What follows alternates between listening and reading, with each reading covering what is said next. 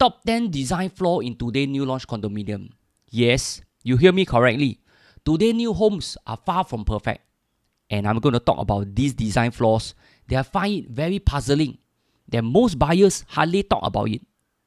Is it because most buyers have given up that this is the new norm? Else they have to accept it. Else they just go straight to the resale market. But wait, this is our home. Shouldn't we have a say in how Singapore is being built? Here, I have to acknowledge that our condominium in the early 1990s are exceptionally well designed. Homes are spacious and functional. A typical 3-bedroom condominium will measure 1,300 square feet with a decent sized bedrooms, balcony, yard area, and even a livable helper room. In the early 2000s, apartment size began to shrink and certain areas like the yard area and storage space are removed. From the early 2020s onwards, in my opinion, condominium layout is getting smaller. And I just wonder if this is going to be the kind of home that we are proud of in Singapore. Are we going down the path like in Hong Kong? Without further ado, let us jump straight into the 10 design flaws. Today's new launch 3-bedroom size is easily 990 square feet. If you minus away the balcony and an aircon latch, the actual livable area is only about 800 square feet. This is equivalent to a 3-room HDB flat size. Such an apartment usually does not have a yard or storage area. The bedroom size barely can fit in a queen-size bed. Let's don't talk about even putting in a study table. If we compare it against older condominiums such as Kensington Park in District 19, look at the kind of space it has. This is what I call condominium living. I realize that today's new condominium design is built without a yard area. I find it unbelievable to live in a house without a yard area. You can call me old school, but the yard area is basically a wet area to do our laundry and to hang out the clothing. In reality, most homeowners are using their balcony space as yard area instead. Just look around your neighborhood. Most balconies are technically yard area. Private developers and architects should just copy what HDB is doing with the yard area. This is a HDB flat at Block 12, Jalan Bukit Merah. Just take a look at how HDB designed the yard area hidden at a corner. This area is exposed to the outdoor and clothing can be dry naturally. This is surely not unsightly. By the way, such HDB point blocks design built in the late 1990s are very popular as the flats are highly sought after for their well-thought design. Anyway, what is wrong with the old traditional way of hanging clothes in HDB flats? They look unsightly? Yes, but this is our built environment, our history and our story. Just like the iconic Dragon Playground in Toa Payoh, why must we remove something so functional and practical? And the best part, this is eco-living. I know space is premium today, but I still think that each apartment must at least have a provision for a storeroom to keep those luggage and bulky items. Let's be frank here, everyone has junk in their home. How can a home be designed without a storeroom? Do you know, some high-rise condo designs are designed like rental flats. Yes, you hear me correctly. They are designed with units on either side of a long and dark corridor. This is a typical layout for the new condominium. Just look at the number of units on each side of each floor. Such design is very popular because they are very efficient from a construction cost point of view, as only a small portion of the common area is used to build the corridor. In development terms, we call it efficiency. The higher the efficiency means less space is allocated for common area and more space can be sold for the profit. However, such designs are not conducive. I have personally seen owners open their doors when they cook. This is because they are staying in those apartments with an open concept kitchen. Therefore, they need to open the main door to get the fumes out into the common corridor.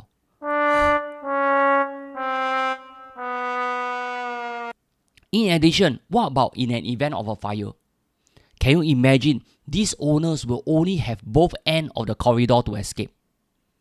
I cannot imagine what is the consequences if you are staying on the high floor with children and elderly. Newer condominiums usually don't have a provision for a loading bay. There is usually a height restriction to forbid vehicles of a certain height to enter. This means lorry and heavy vehicle cannot enter the car park. What they usually do is to park along the roadside and do the unloading. Seriously, I find this to be very dangerous to both road users and especially to the movers. Sadly, movers are just doing their job, serving their client, and have no say in their own safety. Moreover, they also need to push the furniture a longer distance to the lift lobby. LTA, MOM, and URA should seriously look into this. Let us be kinder to our low-wage workers. This is one of the worst design concepts. How can an apartment that comes with 2 bedrooms share a single toilet? I mean, what if you have visitors that come to your home and they want to pangsai? This means they will need to use your one and only toilet to shit. The best gift they can leave behind is to leave shit for you to clear.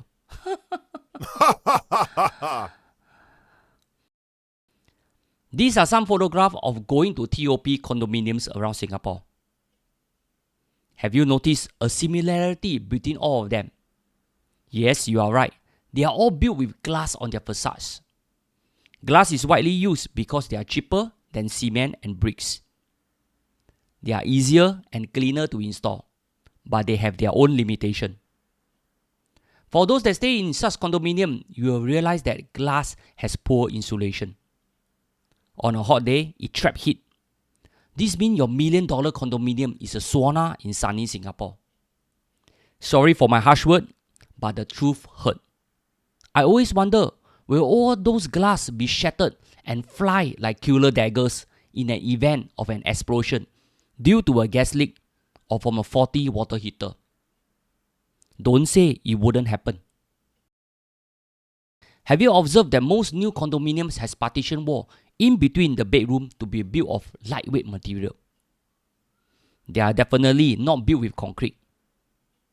They are built with this prefabricated, pre-furnished volumetric construction (PPVC) construction method, whereby freestanding 3-dimensional modules are completed with internal finishing, features, and fittings in an off-site fabrication facility before it is delivered and installed on site.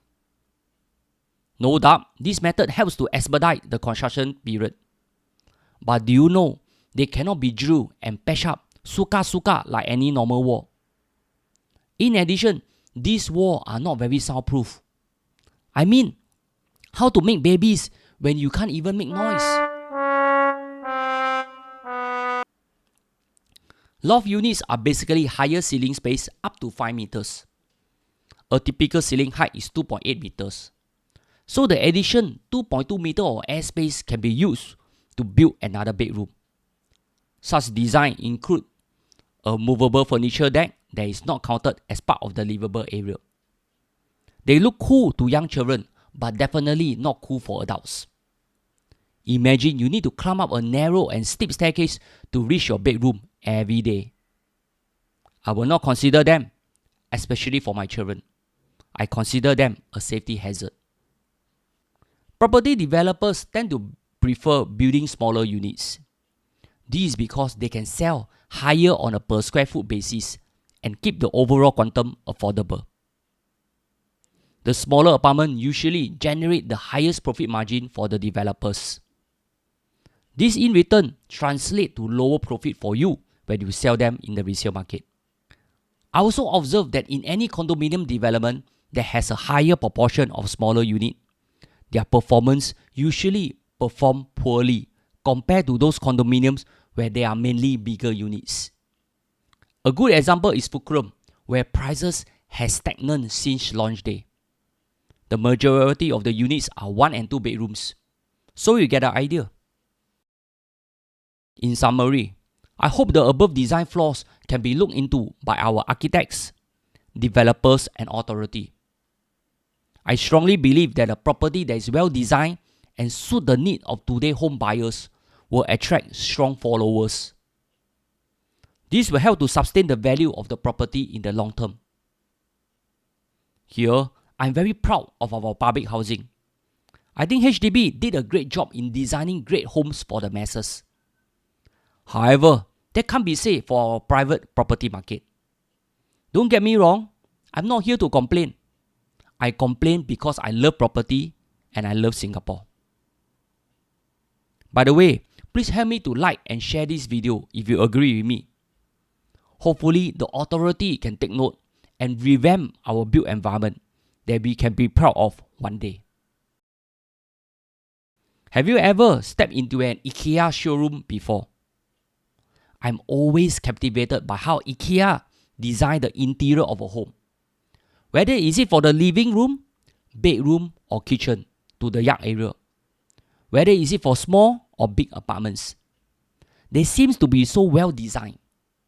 It just puzzles me why no property developers partner with IKEA to build an IKEA-inspired homes that are fully fitted with their furnitures from as low as $999. I'm very sure such condominium will be fully sold in no time. By the way, this video is not sponsored by IKEA. That's all. I hope you enjoy it and see you around soon.